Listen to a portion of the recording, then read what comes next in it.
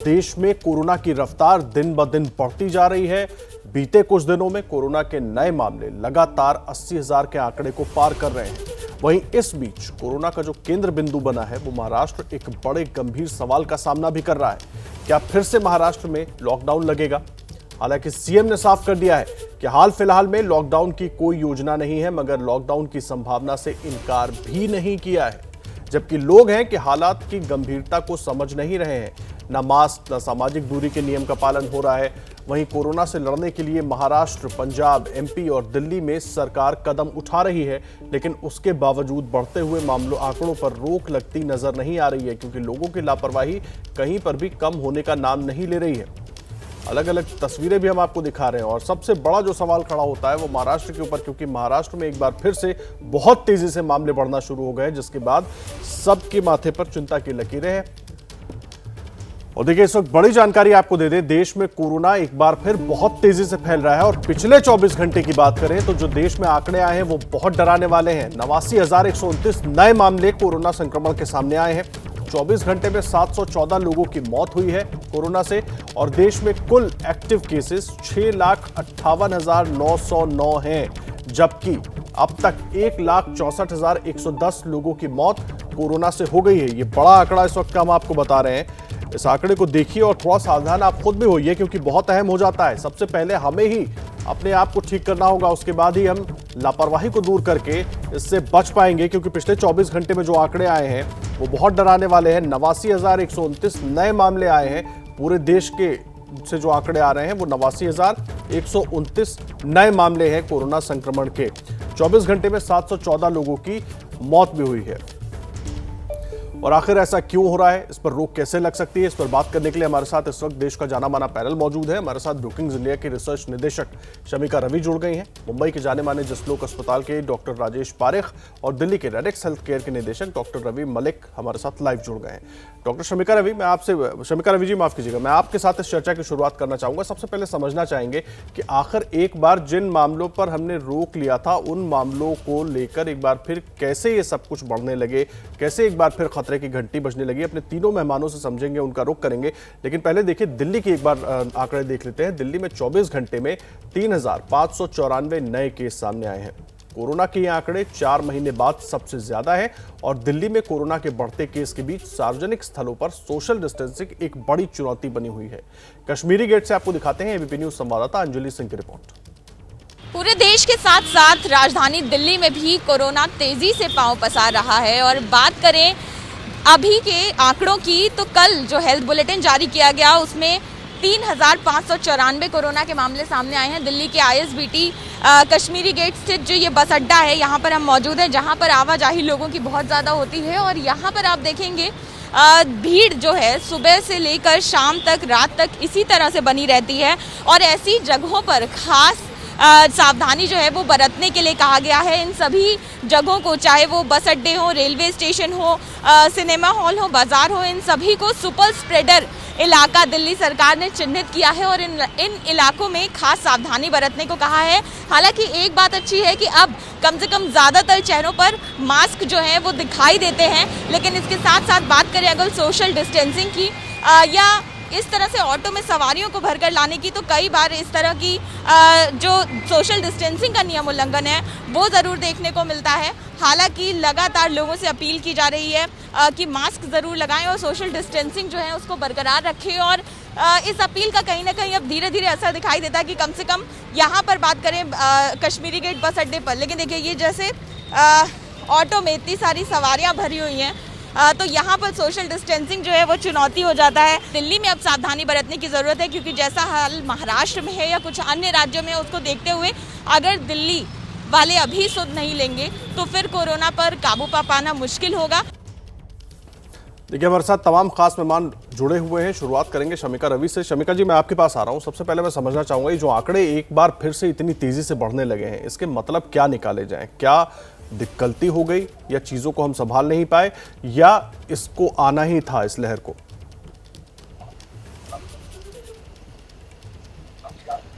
तो इसको गलती तो नहीं कह सकते, इसीलिए क्योंकि अपने जानने भर में काफ़ी कोशिश की गई हर लेवल पर, लेकिन ये भी देखा गया है कि सारे देशों में रिपीटेड लहरें आई हैं। हालांकि हमारे यहाँ काफ़ी डीले के साथ सितंबर के बाद तो फरवरी फर्स्ट वीक तक लगातार नंबर कम ही होते रहे, लेकिन शुरुआत से हम लोगों ने ये देखा है कि भारत भर में ऐसा नहीं है कि यूनिफॉर्मली केसेस बढ़ते हैं और घटते हैं। हमारे कुछ हॉटस्पॉट्स रहे हैं और अभी भी वही हॉटस्पॉट्स हैं। जैसे महाराष्ट्र शुरुआत से ही हमारा 60% से अबव जो नए केस हैं वो महाराष्ट्र से आ रहा है। उसके अलावा पंजाब, चंडीगढ़ है जहाँ पे बहुत ज़्यादा नंबर बढ़ रहे हैं, फिर छत्तीसगढ़ है वहाँ नंबर्स बढ़ रहे हैं, कर्नाटक में बढ़ रहे हैं, गोवा में बढ़ रहे हैं। देखिए छोटी जगह है लक्षद्वीप, एक आपको एग्जाम्पल के तौर से दे रहे हैं, जहाँ अगर आप ये देखें कि कितना कॉमन था ये इन्फेक्शन, तो करीब 1000 केसेस थे पर मिलियन के हिसाब से, आज वहाँ 10,000 केस हैं पर मिलियन के हिसाब से ना। लक्षद्वीप छोटा सा एक आइलैंड है, लेकिन जिस तरह से ये इन्फेक्शन बढ़ता है, लक्षद्वीप सा यही लेसन है कि बहुत जल्दी ये फैलने का तो पूरा चांस है ना। इसमें कुछ ये है कि चूंकि ट्रैवल्स खोल दिए गए, जैसे पंजाब में जो जीनोम मैपिंग किया गया, देखा गया कि 80% केसेस यूके स्ट्रेन वाले थे, तो कई नए स्ट्रेन्स भी आ रहे हैं, लेकिन इस पे ऐसे खुल के हमारे ऑल इंडिया लेवल पे हर राज्य से जीनोम मैपिंग का डेटा नहीं आ रहा है। तो कुछ जगहों में नया स्ट्रेन हो सकता है ज़्यादा इन्फेक्शियस हो, लेकिन कई जगहों में जैसे महाराष्ट्र वगैरह, तो देखिए शुरुआत पिछले मार्च से ही महाराष्ट्र में जिस तरह से नंबर्स बढ़े हैं, वो अभी भी दूसरे वेव में भी हालात वही हैं। तो इसमें हम मैनेजमेंट का एक वो कह सकते हैं कि देखिए मैनेज और अच्छा किया जा सकता है। मैनेज और अच्छा किया जा सकता है, ये जो आप कह रही हैं। काफी हद तक तो लोगों ने भी जी कहिए, अपनी बात पूरी कीजिए। लोगों ने भी अब काफी सावधानी बरतना बंद कर दिया है ना। जैसे अब मास्क पहनना, लोग मास्क भी चिन्ह पे पहनते हैं, बातें करते हैं तो उतार करके बात करते हैं। सोशल डिस्टेंसिंग, लॉकडाउन का जो हमारा टाइम रहा, वो काफी महीनों तक धीमे धीमे अनलॉक किया गया था हमारे यहाँ, लेकिन वो जब पूरे तरह से अनलॉकडाउन हो गया तो फिर वापस सोशल डिस्टेंसिंग वगैरह के नॉर्म्स एकदम फ्लाउट करने लगे। शादी ब्याह वगैरह, गैदरिंग्स, फेस्टिवल्स, ये सब काफ़ी पहले की तरह होने लगा। ये सब कारण है कि हमारा जो दूसरा वेव है वो काफ़ी डेंजरस लग रहा है अभी। डेंजरस लग रहा है दूसरा वेव। आप रहे डॉक्टर शमिका रवि जी हमारे साथ इस वक्त जसलोक अस्पताल के डॉक्टर राजेश पारिक भी मौजूद हैं। डॉक्टर राजेश पारिक, मैं आपके पास आ रहा हूं। शमिका ने अपनी बात में महाराष्ट्र का जिक्र किया और महाराष्ट्र में सबसे ज़्यादा अभी भी जो आंकड़े आ रहे हैं, 60% से ज़्यादा आंकड़े वो महाराष्ट्र के ही हैं। सवाल बड़ा ये है, इन्होंने 2 सवाल खड़े किए कि हम मैनेज बहुत अच्छा कर सकते थे, कहीं कुछ कमी रहेगी, और बाकी लोगों की तो जो लापरवाही है वो हम रोज़ देख रहे हैं, अपने दर्शकों को भी दिखा रहे हैं। सवाल ये है कि कंटेन कैसे करेंगे। और कल भी जब सीएम सामने आए तो उन्होंने ये भी कहा कि अगर स्थिति नहीं सुधरी तो हम लॉकडाउन भी कर सकते हैं।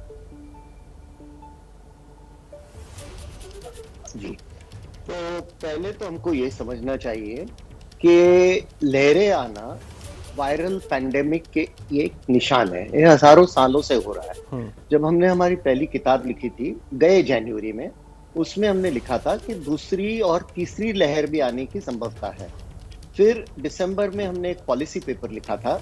वो पॉलिसी पेपर में हमने लिखा था कि शायद 3 या 4 महीने में दूसरी लहर आएगी, वो काफी बड़ी हो सकती है और उसके लिए हमको तैयारी करनी चाहिए। अभी क्या हुआ था कि सितंबर तक एंटीबॉडी का डेटा, जिसको हम लोग सीरो सर्वे कहते हैं, सीरोलॉजिकल सर्वे हुए थे सब जगह, और वो सर्वे होने पर पता चला था कि कुछ एरियाज में एंटीबॉडीज ज्यादा थी, यानी जिसको हम हर्ड इम्यूनिटी कहते हैं उसकी तरफ जा रही थी, जैसे धारावी में, बम्बई में। और कुछ एरियाज में सीरो प्रेवेलेंस से ये पता चला कि एंटीबॉडी लेवल्स लो थी। तो तभी हमने एक सलाह दी थी, दिसंबर की बात कर रहा हूँ, 15 दिसंबर के आसपास, कि सिर्फ उम्र से नहीं देखना चाहिए। उम्र से जो वैक्सीनेशन की प्रायोरिटी है वो करना ठीक है, लेकिन सिर्फ उम्र से नहीं देखना चाहिए।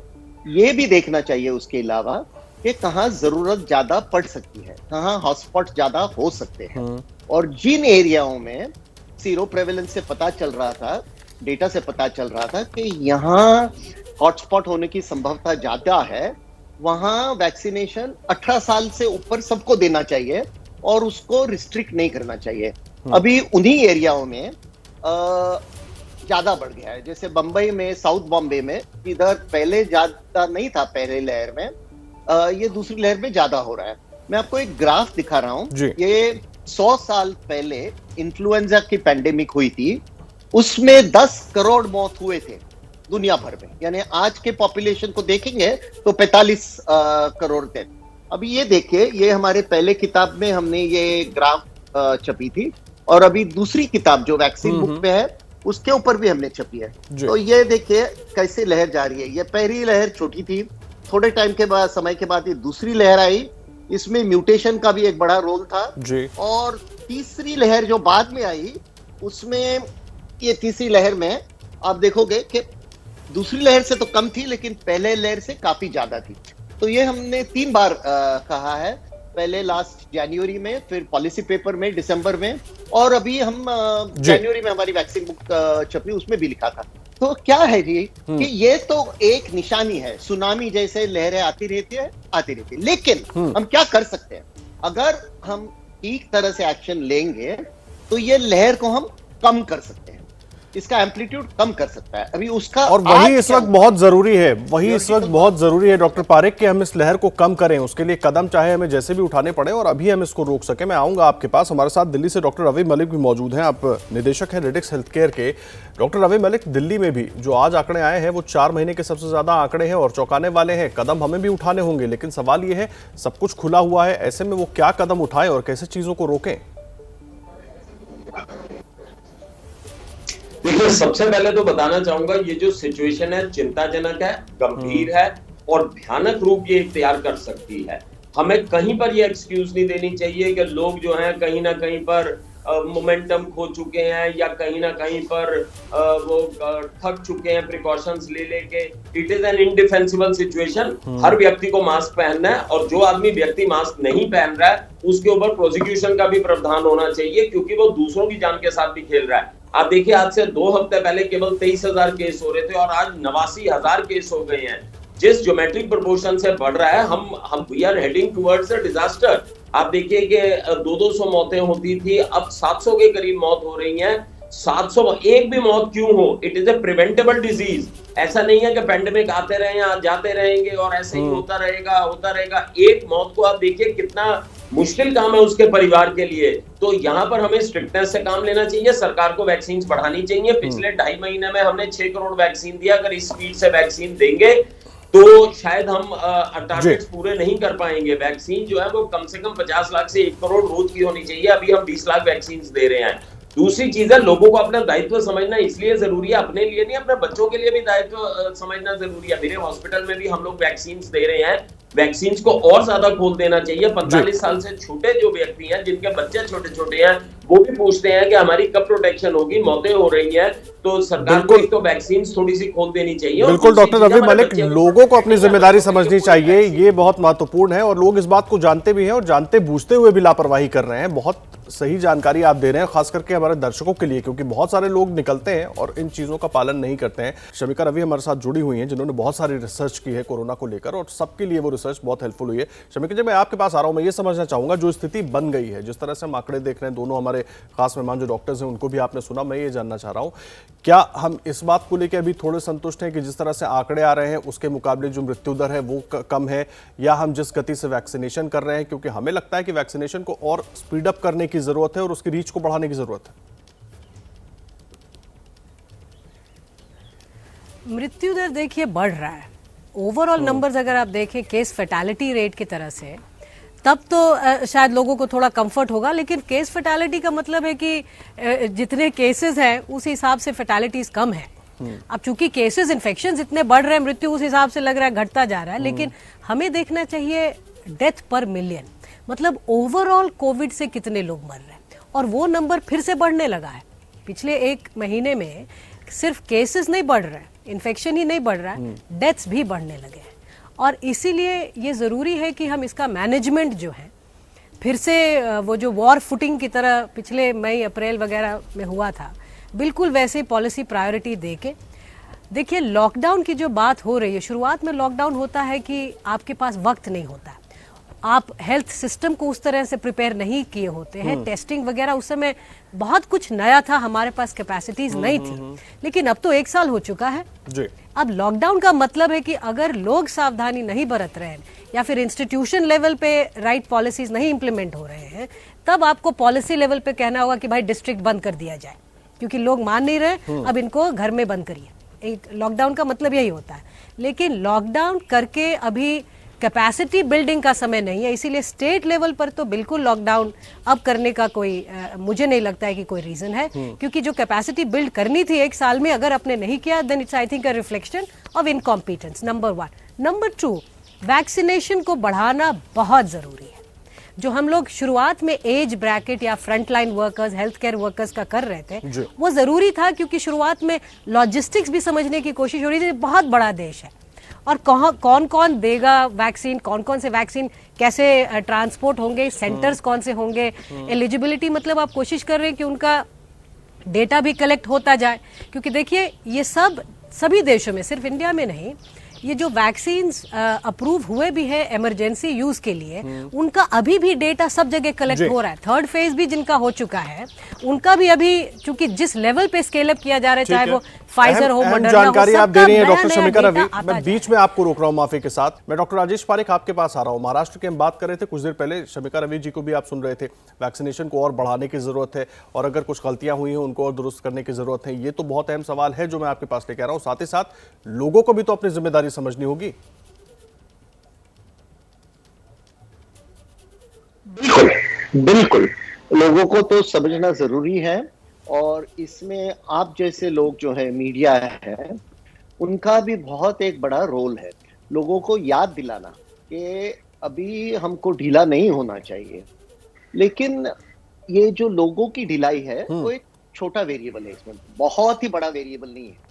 सबसे बड़ा वेरिएबल जो हमारे हाथ में है वो वैक्सीनेशन है। अभी आप देखिए इजराइल में करीब 100% लोगों का वैक्सीनेशन हो गया है और उसके साथ ही साथ आंकड़े हैं वो बहुत ही कम हो रहे हैं। लेकिन इजराइल में क्या हुआ था 2 महीने पहले, और उसकी हमें फिक्र है कि इधर भी हो सकता है, कि जो दूसरी लहर थी उसका क्रेस्ट यानी शिखर, उसका शिखर वैक्सीनेशन के बीच में आ गया, तो वैक्सीनेशन को 1-2 दिन के लिए रोकना पड़ा। अभी हमारी जो दूसरी लहर है वो बढ़ती जा रही है। अगर हम वैक्सीनेशन जल्दी नहीं बढ़ाएंगे तो इसकी जो शिखर है वो वैक्सीनेशन पर उसका असर आएगा। मैं आपको कुछ डेटा वापस दिखाता हूं, उससे हमको पता चलेगा कि वैक्सीनेशन हमारे देश में कैसे चल रहा है। अभी अगर आप ये ग्राफ, मुझे पता नहीं आपको दिखाई दे रहा है कि नहीं, लेकिन अगर आप ये ग्राफ देख सकोगे तो इससे पता चलेगा कि यूके और यूएस में काफी गलतियां हुई थी। पहली लहर में वहां काफी गलतियां हुई, लेकिन उन्होंने अभी वैक्सीनेशन से वो गलतियां को रिवर्स करने की कोशिश की है। यूके में करीब 50% से ज्यादा लोगों की वैक्सीनेशन हो गई जो एलिजिबल थे। यूएस में 43 लोगों की। हमारे देश में करीब 5% लोगों की वैक्सीनेशन हुई है और करीब 7% वैक्सीन एक्सपायर होके वेस्ट हो गए हैं। हमने 6 करोड़ वैक्सीन दिए हैं, लेकिन उससे ज्यादा भी एक्सपोर्ट किया है। तो हमको अभी जल्द से जल्द अहम सवाल उठा रहे हैं आप डॉक्टर साहब, और थोड़ा सा आपकी आवाज में भी दिक्कत आ रही है। मैं आपका रुख करूंगा फिर से। शमिका जी, मैं आपके पास आ रहा हूं। अहम सवाल वैक्सीनेशन को लेकर उठा रहे हैं डॉक्टर राजेश पारेख। सवाल मेरा ये है, एक तो वैक्सीनेशन को लेकर है, दूसरी जो हम बार बार तब हर्ड इम्यूनिटी की बात कर रहे थे और जिस गति से हम वैक्सीनेशन दे रहे हैं, क्या हम उसके आसपास भी कहीं पहुंचे हैं क्या? देखिए, जब तक ये शहर लेवल पे, मतलब बॉम्बे है, दिल्ली है, मद्रास है, उस लेवल पे ये जो एंटीबॉडी प्रेजेंस, सेरो प्रेवलेंस सर्वे जिसकी बात ये दूसरे पैनलिस्ट भी कर रहे थे, जब तक वो रिपीटेडली अलग अलग जगहों से नहीं आता है, हम हर्ड इम्यूनिटी के कितने पास है ये तो कहना बड़ा मुश्किल है। लेकिन जैसे बॉम्बे में ही धारावी वगैरह कई जगह थे जहाँ पे 50% से ज़्यादा लोगों में एंटीबॉडीज पाए गए थे। अब कहना यह है कि अब उन जगहों में नहीं, उनके बगल वाले जैसे नेबरिंग इलाकों में नंबर्स बढ़ रहे हैं। तो हमें ये हाईली एक जो माइक्रो लेवल जो होता है ना, उस लेवल पे अभी डेटा आ नहीं रहा। और दूसरी बात जो हम लोग जो कहना चाहिए लोगों को कि चूंकि ट्रैवल खुल गया है, अलग अलग स्ट्रेन्स भी आ चुके हैं हमारे देश में। अब उसका मैग्नीट्यूड क्या है वो तो अभी नहीं पता, चूंकि सिर्फ पंजाब से ये जो यूके स्ट्रेन वाला नंबर आया था। लेकिन जैसे मिनिस्ट्री ऑफ हेल्थ रिपीटेडली कह रही है कि देखिए हमारे यहाँ म्यूटेटेड जो स्ट्रेन्स है, इनके प्रॉब्लम्स इतने ज़्यादा नहीं हैं। तो इसमें जो अंडरस्टैंडिंग है हम लोगों की इतनी क्लियर नहीं है। लेकिन ये तो बात है कि भाई वैक्सीन प्रोडक्शन की कैपेसिटी हमारे पास है। ये भी तय है कि हमारे यहाँ वैक्सीन इसको एडमिनिस्टर करने की कैपेसिटी अब काफ़ी हद तक समझ में आ गया है।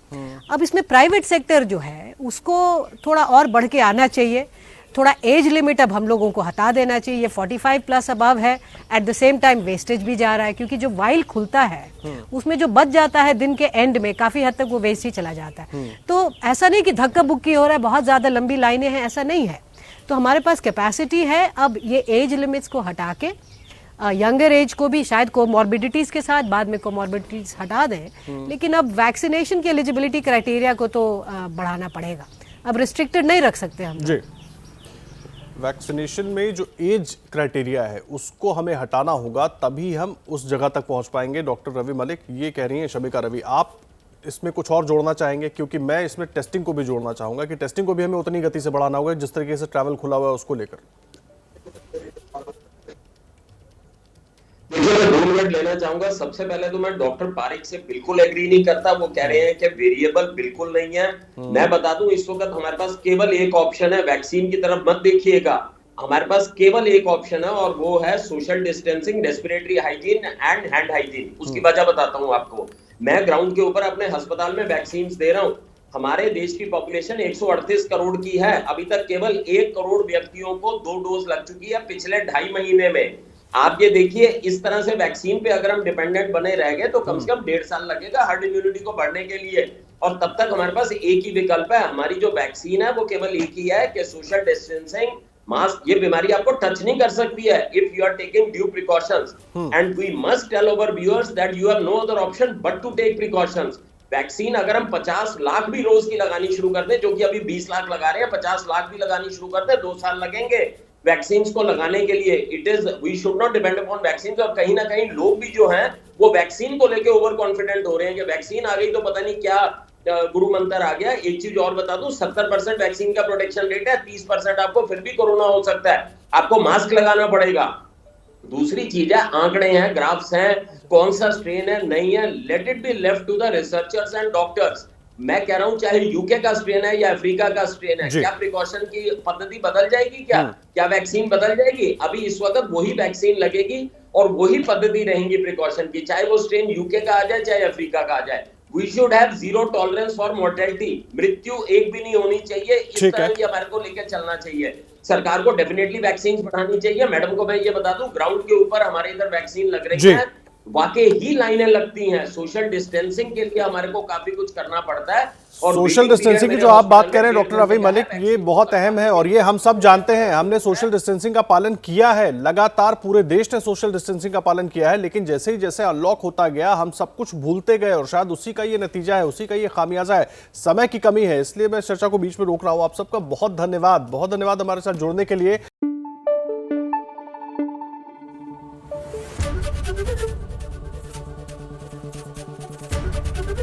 एबीपी न्यूज आपको रखे आगे।